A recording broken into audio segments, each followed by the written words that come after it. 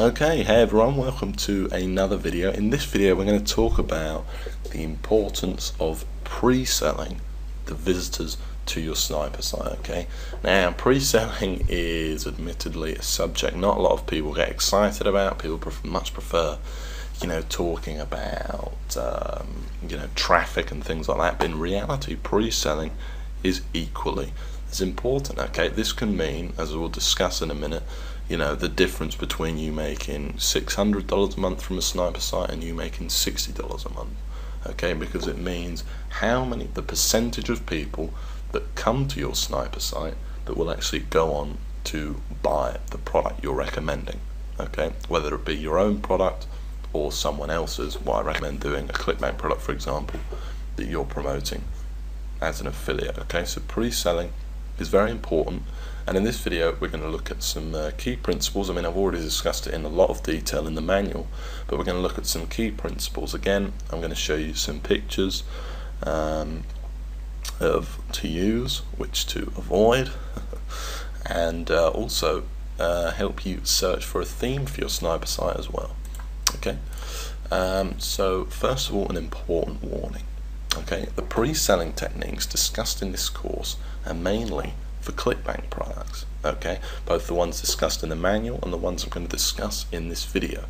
Okay, physical products will require a different approach. Now, here's the best example.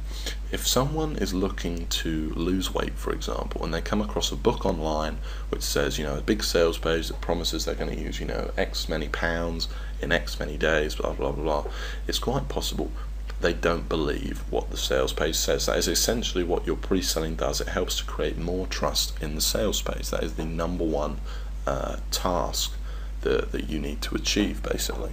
Okay, with the pre-selling on your site, is entrust more, is give the visitor more believability in what they see when they go to the sales page. Okay, now if the visitor is looking to buy an iPod or a spade, my favorite example that I always use is the spade example. If someone's looking to buy a spade, they don't need to be convinced that the spade is real and that the spade is going to work. Everybody knows that it is.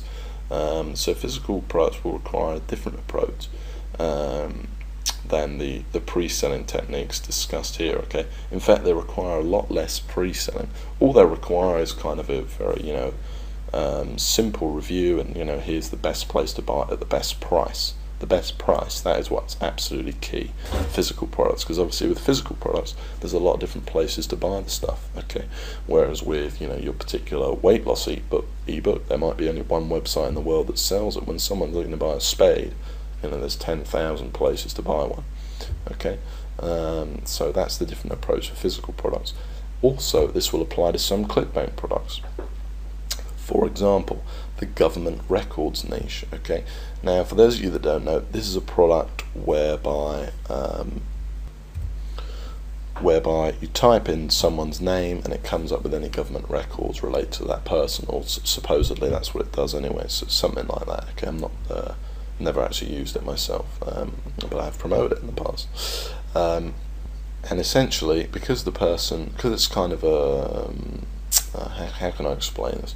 That the person doesn't need to be convinced that it's going to work, because when they go to the website it's just a search button and they just enter the name and some stuff comes up. Basically, it requires a lot less pre-selling than selling an ebook, for example. Okay, so I hope that makes sense. The same with some of the softwares that come with a free trial. So for example, you might be promoting a driver robot. Okay, and this is the thing that automatically updates the drivers on someone's computer. Okay, every computer has these things called drivers, which I don't know exactly what they do. I'm not very tech savvy, as many of you will know. But anyway, yeah, what the robot does is update them. Okay, automatically. It's a paid product, but it offers a free trial. Now, when something offers a free trial, obviously someone doesn't have to be super convinced in order to take a free trial, because it is by design free. Okay, so these pre-selling techniques in the course are mainly for ClickBank products. When promoting other things, CPA offers as well, you're going to require a lot less pre-selling. Okay. Now for some important tips. Okay, And ignore this at your peril, because if you don't do this, you're going to be screwed, and everyone is just going to arrive on your website and leave straight away. And this is the crucial understanding that pre-selling is not selling. You are not selling the prospect. It's not a hard sell. You're not like, now you need to, enter your credit card or forever be doomed and stuff like that. Okay, that is the job of the sales page. That is not your job. All you're doing is you're trying to, first of all, get them to visit the sales page, and second of all, have a kind of a more trusting, sort of warm buying mood when they do. Okay, so you're not actually selling them, you're pre-selling them on what they're about to see. Okay, now ignoring this alone could mean the difference. Well, it could mean a lot more of a difference, but between $200 and $600 a month. I'll give you a recent example. It wasn't $200 and $600, but I had a site that was making, I think, around $300 and, funny enough, I think it was $310 a month. And then I actually changed all the posts. Actually, no, I changed the final post, okay, which is the important pre-selling post. That was the only post I changed. It took me, so as not to affect the search engine position too much of the site. I only changed that post, and I changed the theme, I think, as well.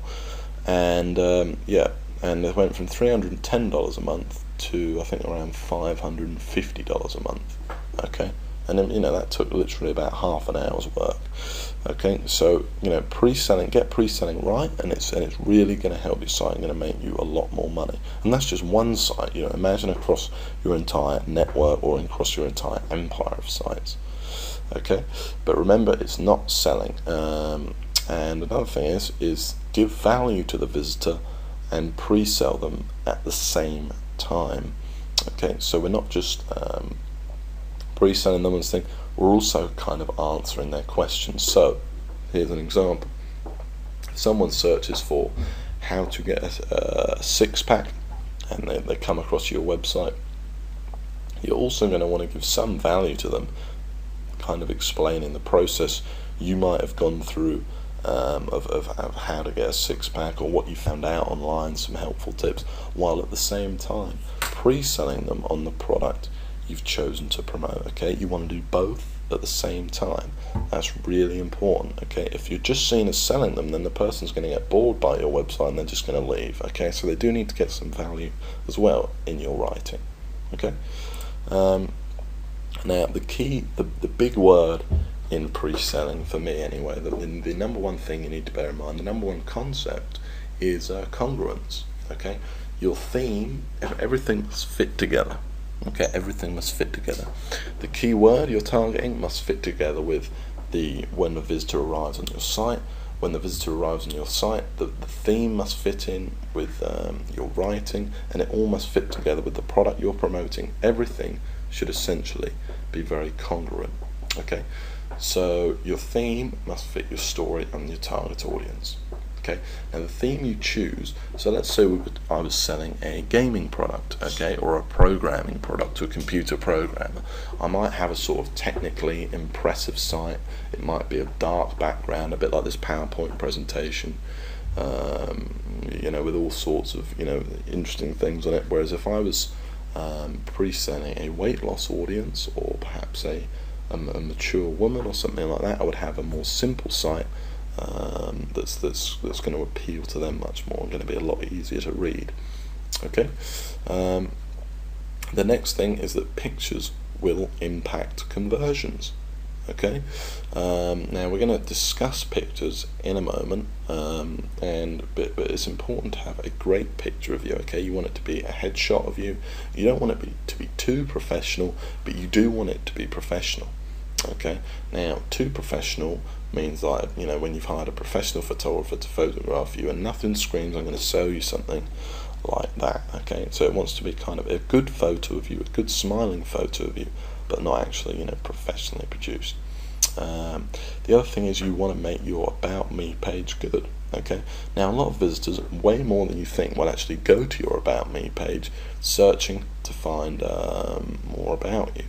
Okay, so they'll be on your website, they'll be reading your story as a reviewer, and they may not actually believe what you're saying, and will click on the About Me page, or the About Us, or whatever you want to call it, to find out, you know, more about you if you're kind of true to your word and things like that. And basically, if you make that good, it can really help. Okay, it's going to really increase trust, and if you increase trust in what you're saying, you're ultimately going to sell more of the product you're promoting, because people are going to trust what you're talking about. So make your About Me page good, make it long, have another picture of you on the About Me page, explain, this is all in the manual, but explain, you know, why you've created the site, explain what you're hoping to get out of it. You know, don't just say I'm hoping to make a load of money from recommending a product. Okay, and hopefully you're not as well. Hopefully you're looking to provide some real value anyway. And yeah, so make your About Me page good. You know, put in some work there. Quite a few people will actually visit your About Me page, but there's a lot more about that in the manual.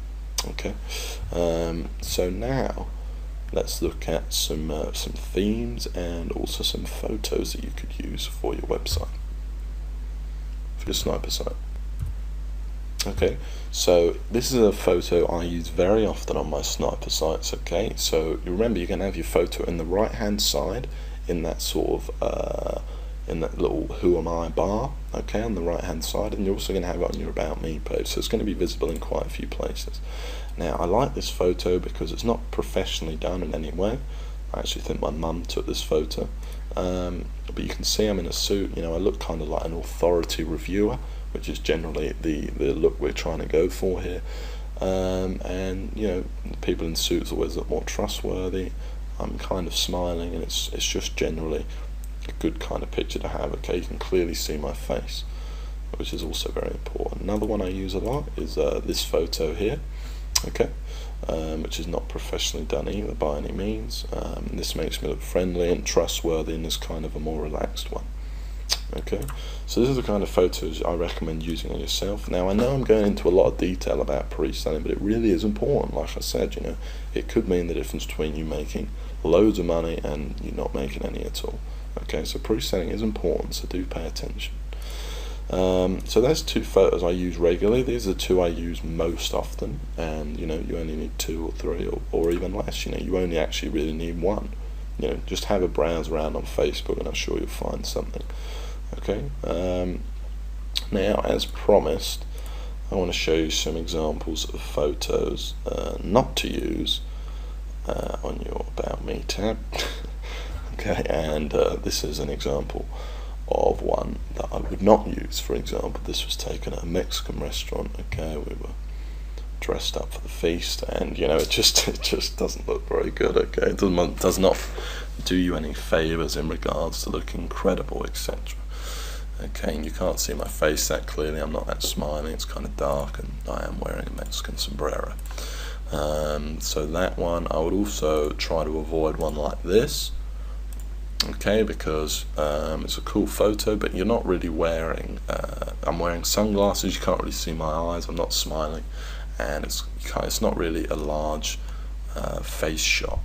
Okay, so you do want it to be mainly a headshot of your face. Okay, and then finally, you know, try to avoid pulling stupid faces in your picture. Okay, so you just want it, you know, to be a normal face, not too wild or anything like that. Okay, so now you've hopefully got an idea of what to use and what not to use, and remember to use something like this and not a guy pulling a stupid face like I am here in Las Vegas. Okay, alright, so that's the pictures taken care of. Now let's actually talk about themes. Okay, and now in terms of finding the themes, you'll find a link in the manual, and basically I always click on the most popular. And this is on the actual WordPress website. I prefer not to actually browse themes here within this, because this isn't a very good place. As you can see, there is no actual popular tab here. Instead, what I'll do is I'll come here, I'll find the theme I like, okay, and then I'll go over here and actually type in the name of the theme, and it will, you know, come up, and I'll just install it that way. Okay, but this makes an easier way for searching through them. Okay, so there's more about actual, you know, themes in the manual. Okay, you know, there's very high detail, including, you know, what to choose for all different niches and things like that. So I won't, you know, touch on all that stuff again, but I just wanted to show you where I look for it, so you can browse through them here. let's say I wanted to check this one out, you can then click on it. You can even preview the theme. Now this is actually quite a nice theme. It's a very simple one and one that I've used in the past. Okay. Now if you imagine this theme here with a photo of you here, etc., it looks very professional. It's very good for, you know, something to do with weight loss, acne, health and fitness, that kind of thing. This theme is called Light Clean Blue, and now is one of my favorites. It's also very good for search engine optimization because it's very simple. Okay, so this is a great theme for your sniper site and one I highly recommend. Okay, it's not too professional, but it's clean, which is important. Okay, so you can click preview and you can actually see what the theme looks like. You know, there's multiple pages here. You can check those out. I also actually recommend some in the manual.